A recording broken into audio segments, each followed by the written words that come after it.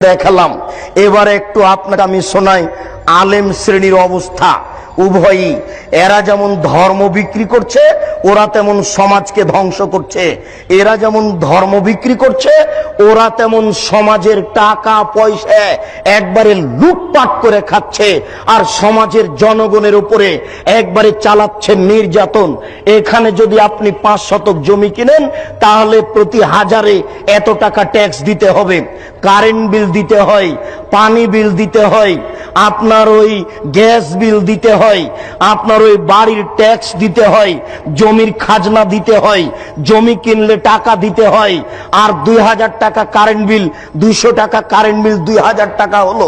প্রত্যেকটা জায়গাতে আপনি দেখতে পাবেন নির্যাতন আর নির্যাতন, নির্যাতন আর নির্যাতন। এটা হচ্ছে সামাজিক নেতাদের নির্যাতন, আর তাদের সামাজিক কাজ সব জাহেলিয়াতে পরিপূর্ণ। তাদের সামাজিক কাজ জাহেলিয়াতে পরিপূর্ণ। অনেকদিন আগে থেকেই জাহেলিয়াত শুরু হয়েছে ভারত, বাংলাদেশ, পাকিস্তানের মাটিতে। নইলে 20,000 লোক 22 বছর ধরে একটা কবর বানালো। 20,000 লোক 22 বছর ধরে একটা কবর বানালো। ও বাদশাহ শাহজাহান, আপনার বাপের টাকা 8 কোটি টাকা দিয়ে আপনি আগ্রার তাজমহল বানালেন। সেই কালে 8 কোটি টাকা দিয়ে সারা বাংলাদেশ, ভারত, পাকিস্তানের প্রত্যেকটা জেলাতে একটা ইসলামী বিশ্ববিদ্যালয় করা যেত। টাকা কার? কে জবাব দিবে? লালন সার নামে সেতু হলো কেন? কুষ্টিয়ার পাকশি সেতু হবে, আমার টাকাও সেখানে আছে। লালন শাহ আবার কে? হিন্দু কি মুসলমান আমি নিজেই জানি না। কার নামে আমার সেতু হবে? মানে কারো বাপের টাকা নাকি? এটা আমার টাকা। নিজের বাপের টাকা দান করে লালন শাহ সেতু করতে হবে। সাবধান থাকুন ও বাদশাহ শাহজাহান, টাকার জবাব দিতে হবে। স্ত্রী মারা গেছে, কবর দিয়ে রেখে আসেন বেটা। 8 কোটি টাকা দিয়ে স্ত্রীর কবর মানান মানে 20,000 লোক 22 বছর কাজ করে। কি দেখাতে চাচ্ছেন আপনি? ভাবছেন কি? কয়দিন সময়? সেই দিন আর বেশি দেরি নেই, যেই দিন অক্ষরে অক্ষরে বুঝাতে হবে টাকা কার, এসব টাকা কার। আশ্চর্য! কেন হবে ব্যক্তির নামে বিমানবন্দর? কেন হবে ব্যক্তির নামে সেতু? কেন হবে এসব অন্যায় যেখানে সেখানে? এত ছবি মূর্তি রাস্তাঘাটে কেন হবে? আমি মূর্তি গড়তে এসেছি, আমি মূর্তি ভাঙতে আসি। আমি মূর্তি গড়তে আসিনি, আমি মূর্তি ভাঙতে এসেছি। আমি মুসলিম চির রণবীর, আমি মরণকে করি না ভয়। মরলে শহীদ, বাঁচলে গাজী, আমার উভয় সমান। আমার জেল যতটুকু, সেল ততটুকু, বাইরে যতটুকু, ভিতরে ততটুকু, জেলে যতটুকু, সেলে ততটুকু, বাহিরে যতটুকু, ভিতরে ততটুকু। আমি মুসলিম চির রণবীর, মরণকে করি না ভয়। আমি মাথায় করে মূর্তি রাস্তায় নিয়ে যেতে পারি না। তুমি কাপুরুষ, তুমি কাপুরুষের বাচ্চা। তোমার শরীরে পুজ আছে, তোমার শরীরে পুজ আছে, তোমার শরীরে রক্ত নেই। তোমার শরীরে যদি রক্ত থাকতো তাহলে এটা মুসলিম রক্ত, এটা হচ্ছে মুসলিম গোশত, এটা মুসলিম রক্ত, এটা মুসলিম গোশত, এটা হচ্ছে ইব্রাহিমের রক্ত। ইব্রাহিম আলাইহিস সালাম লাথি মেরে ছবি মূর্তি ভেঙে চৌচির করেছেন। আমার নবী মুহাম্মদ সাল্লাল্লাহু আলাইহি সাল্লাম লাঠি হাতে করে কাবা ঘরে ঢুকলেন, ঢুকে বলছেন জাল হক এসেছে সত্য, ওয়াজাহাকাল বাতিল চলে গেছে মিথ্যে।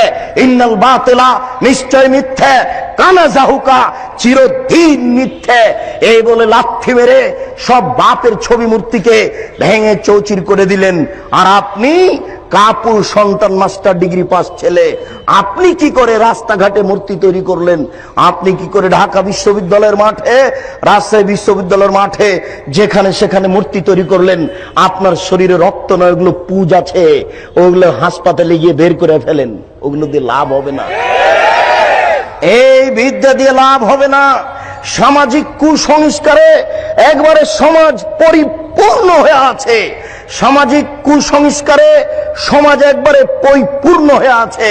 আশ্চর্য, সারা বাংলাদেশে রাস্তাঘাটে ল্যাংটা মেয়েকে সাজিয়ে দিয়ে লাক্সাবান বিক্রি করা হচ্ছে। এটাই হচ্ছে জাহেলিয়াত। টিভিটা অন করলেই চলে আসে ল্যাংটা মেয়ে পাউডার বিক্রি করছে। এটাই হচ্ছে জাহেলিয়াত। টিভি অন করলে দেখা যায় নগ্ন মেয়ে চলে আসছে, দাঁতের মাজন বিক্রি করছে। এটাই হচ্ছে জাহেলিয়াত। আপনার এই টিনগুলিতে আছে ছবি মূর্তি গরুর, এটাই হচ্ছে জাহেলিয়াত। জায়নামাজে আছে কাবা ঘরের ছবি, এটাই হচ্ছে জাহেলিয়াত। মসজিদের মেহরাবের দুই দিকে লেখা, দুই দিকে আছে কাবা ঘরের টাইলস, এটাই হচ্ছে জাহেলিয়াত। মেহরাবের ডান দিকে আল্লাহ, বাম দিকে মোহাম্মদ, এটাই হচ্ছে জাহেলিয়াত। জন্মদিবস পালন করা জাহেলিয়াত, মৃত্যু দিবস পালন করা জাহেলিয়াত, 26 পালন করা জাহেলিয়াত, 21 ফেব্রুয়ারি পালন করা জাহেলিয়াত, 16 ডিসেম্বর পালন করা জাহেলিয়াত, স্মৃতিসৌধ তৈরি করা জাহেলিয়াত, শহীদ মিনার তৈরি করা জাহেলিয়াত, শহীদ মিনারে ফুল চড়ানো জাহেলিয়াত, সংসদ ভবনে নীরবতা পালন করা জাহেলিয়াত, শিখা চিরন্তন শিখা অনির্বাণ একে হিসাব করা জাহেলিয়াত, স্মৃতিসৌধকে মূল্যায়ন করা জাহেলিয়াত। শুনুন, 31st নাইট হচ্ছে জেনার রাইট। ঢাকা শহরে সেদিন জেনা হয়, এই 31st নাইট হচ্ছে জেনার রাইট। চিটাগাঙ্গে জেনার রাইট, সারা বিশ্বের বড় বড় শহরে জেনার রাইট। এই জেনার রাইটকে মূল্যায়ন করা হচ্ছে জাহেলিয়াত। পহিলা বৈশাখ আমি কি হিন্দুর বাচ্চা? আমি তোকে কবর দিতে এসেছি।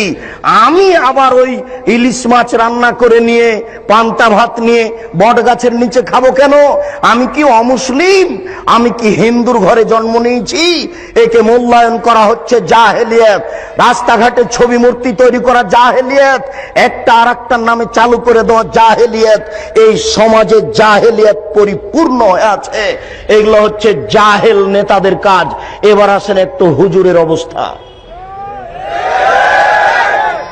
হুজুরের অবস্থা বড় জটিল। সামাজিক জাহেলিয়াতের চেয়ে হুজুরের অবস্থা অনেক অনেক অনেক বেশি কঠিন। বুঝতে পারলাম না। আমার রাজশাহী নওদাপাড়া মাদ্রাসার পাশে লেখা আছে, নওদাপাড়া মাদ্রাসার পাশে দুটা সাইনবোর্ড দেওয়া আছে যে ওরসে পাক আপনার ওই শাহ চন্দ্রপুরী। সারা বাংলাদেশে যে ফেস্টন ব্যানার দেওয়া হয়েছে, এই সারা বাংলাদেশের ব্যানারের পিছনে কয়েক কোটি টাকা খরচ আছে। আপনাকে বুঝে নিতে হবে এটাই ধর্মের নামে জাহেলিয়াত। সারা বাংলাদেশের মাটিতে যেখানে সেখানে লেখা আছে বিশ্ব আশেক রাসূল সম্মেলন। কে করলো? মনে হচ্ছে যে রাতে রাতে হয়ে গেছে। দেওয়াল লিখতে কয়েক কোটি টাকা খরচ আছে। এটাই হচ্ছে জাহেলিয়াত। আশ্চর্য, গতকালকে 11টার পরে আমি হাজিদের এক সম্মেলনে নাটোরে বক্তব্য দিচ্ছিলাম। সব হাজি প্রায় 250-300 হবে, 300 জন প্রায় হাজি হবে উপস্থিত। আমাকে কিভাবে তারা দাওয়াত দিল আমিও বুঝতে পারলাম না। যাক, আমি তাদের সাথে কথা বলতে গিয়ে দুই একটা কথা পেশ করেছি। তার একটা কথা পেশ করেছি যে আমি 2007 সালে হজ সফরে গেছিলাম। তো আমি যখন ওই হাজি ক্যাম্পে ঢুকলাম তখন দেখছি ওখানে সবাই অজু করে গোসল করে পোশাক পরে 2 রাকাত নামাজ পড়ছে।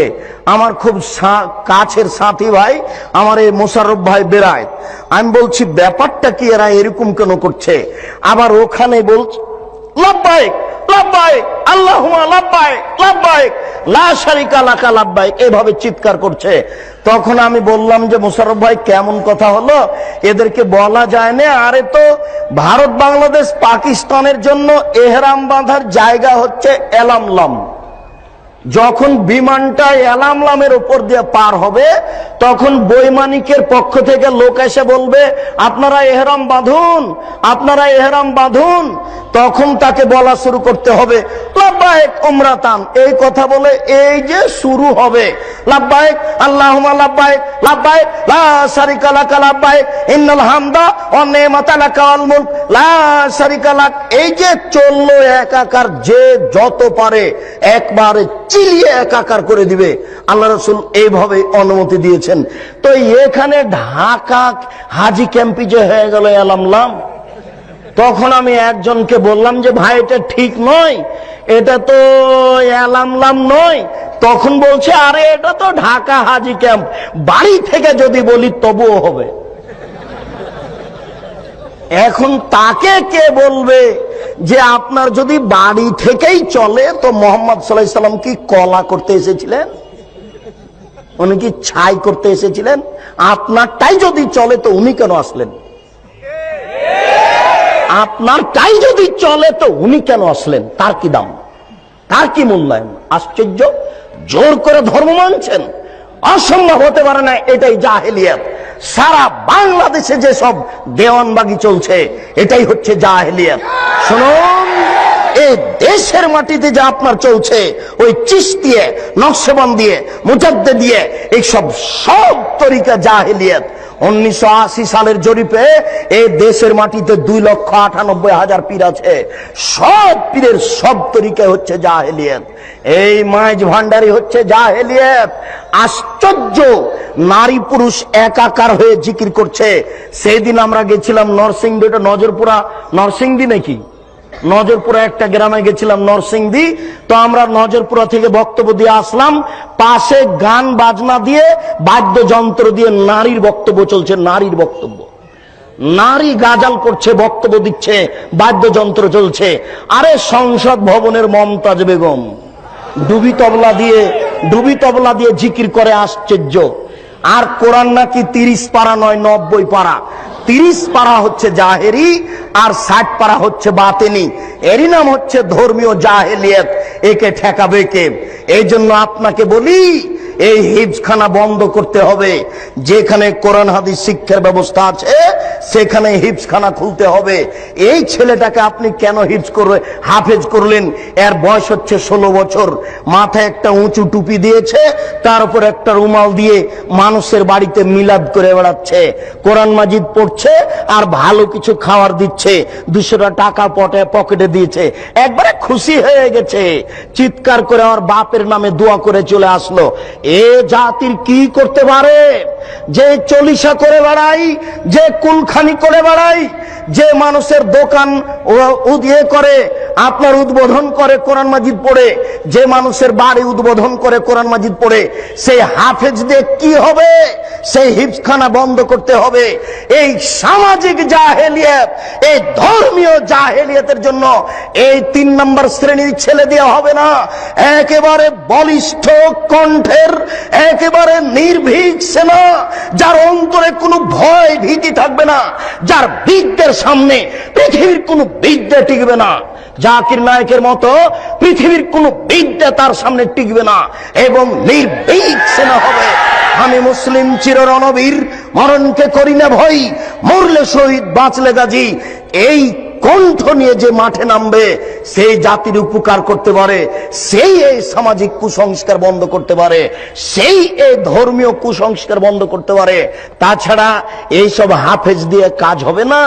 এ তো মানুষের দোকান উদ্বোধন করে, এ তো মানুষের বাড়ি উদ্বোধন করে। এর দ্বারা শরীয়তের কি আশা করা যেতে পারে? শুনুন, ওই পশ্চিম দিকে গাধাতে ইট বহে। গাধাতে কি বহে? ইট বহে। ভ্যান যেখানে যেতে পারে না, গাধা সেখানে যেতে পারে। অনেকগুলি ইট আপনি গাধার উপরে চাপিয়ে দিয়েছে, এরপরে যেখানে নামাতে হবে সেখানে গাধা চলে গেল। এবার আপনি কি করেছেন? আপনি বইয়ের দোকানদার, অনেকগুলি কোরআন মাজিদ তার উপরে তুলে দিয়েছেন।